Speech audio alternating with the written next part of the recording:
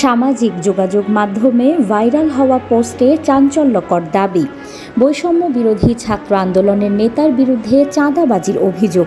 সামাজিক যোগাযোগ মাধ্যমে ছড়িয়ে পড়া কয়েকটি পোস্টে দাবি করা হয়েছে বৈষম্য বিরোধী ছাত্র আন্দোলনের ঢাকা মহানগরের সিনিয়র সংগঠক আব্দুর রাজ্জাক বিন সুলাইমান রিয়াদের নেতৃত্বে রাজধানীর গুলশানে এক সাবেক মহিলা এমপির বাড়িতে চাঁদাবাজির ঘটনা ঘটেছে। পোস্ট অনুযায়ী সমন্বয়ক পরিচয়ে ওই বাড়িতে 10 লাখ টাকা চাঁদা দাবি করা হয়। অভিযোগ রয়েছে, আজ আবার টাকা আনতে গেলে রিয়াদ সহ 5 জনকে হাতে নাতে গ্রেফতার করে পুলিশ। বর্তমানে তারা গুলশান থানায় আটক রয়েছেন।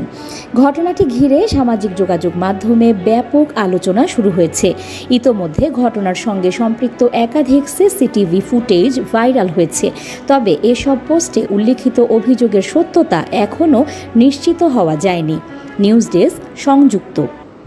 সাবস্ক্রাইব করে সংযুক্তের সঙ্গে থাকুন।